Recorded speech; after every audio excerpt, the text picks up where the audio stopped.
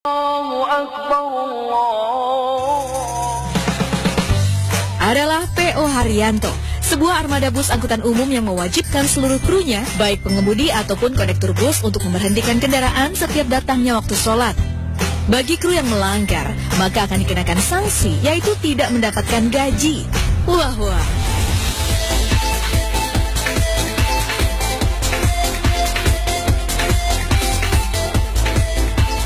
Ya, berita mengenai bus Islami ini pernah ramai di media online.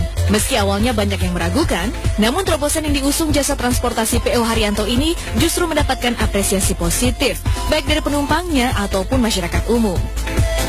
Kan kalau aku kan dari sana kan paling kalau dari Jakarta kan sore itu kan paling kan jam 5 kan dari sana kan nanti nyampe rumah makan kan bisa sholat.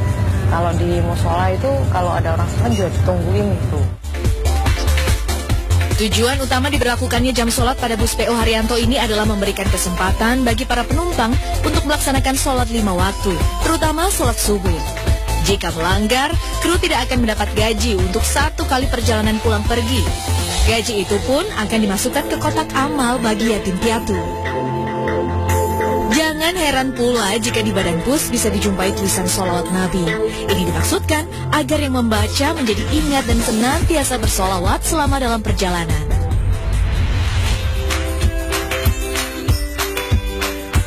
Nama perusahaan bus ini sendiri diambil dari nama sang pemilik, yaitu Haji Haryanto. Pria kelahiran Kudus 56 tahun lalu ini memang dikenal sebagai salah satu pengusaha sukses di bidang otobus.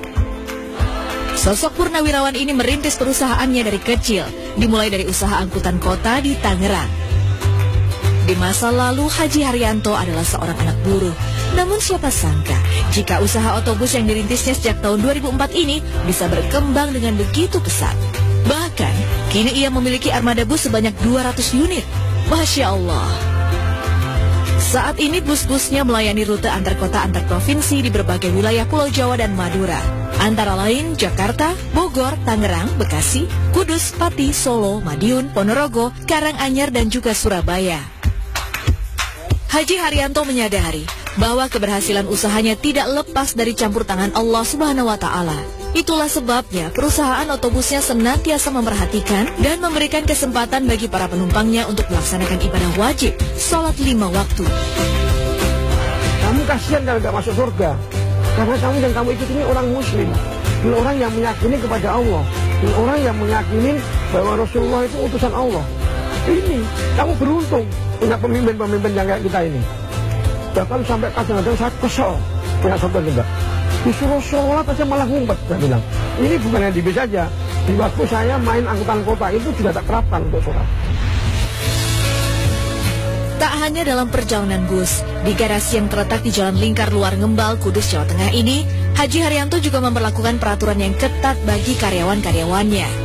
Ia mewajibkan semua karyawannya untuk sholat berjamaah di masjid, yang sengaja ia bangun di dalam garasi.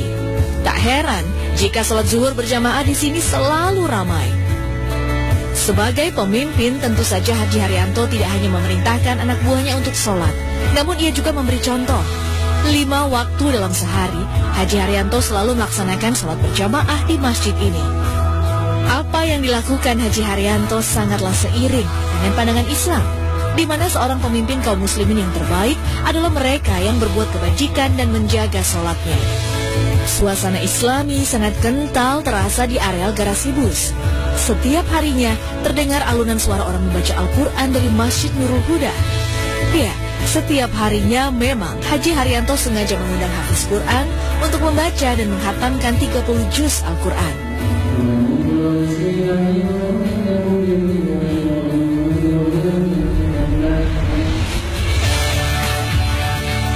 Haji Haryanto juga memiliki agenda rutin memberangkatkan karyawannya untuk beribadah haji atau umroh setiap tahunnya. Masya Allah. Menariknya, banyak di antara karyawannya adalah mantan orang-orang jalanan yang jauh dari kehidupan religi. Namun, karena itulah, Haji Haryanto sengaja memperkerjakan mereka dan membimbing mereka agar memiliki kehidupan yang lebih baik. Di sini kan Pak Haji itu kan sistemnya kan harus dengan agama gitu. Karena Pak Haji juga dulu ya seperti itu, karena perubahan juga.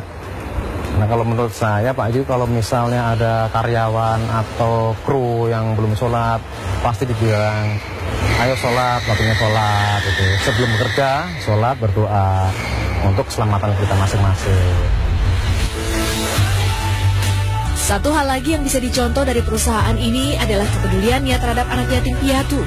Setidaknya mereka memiliki 2.000 anak yatim piatu yang disantuni setiap bulannya. Tiket penumpang pun disisihkan 2,5% khusus bagi anak yatim piatu. Begitu pula dengan gaji karyawan. Dan untuk gaji, semua karyawan diwajibkan untuk memberikan santunan pada anak yatim piatu. Dan khususnya bagi para penumpang kan diambil 2,5% untuk anak yatim piatu. Jadi kami kerja itu seakan-akan udah tenang gitu. Mengutamakan sholat berarti mengutamakan Allah Subhanahu wa Ta'ala. Sholat sebagai tiang agama. Kemudian apa? Beliau bersabda, berbakti kepada kedua orang tua. Kemudian apa?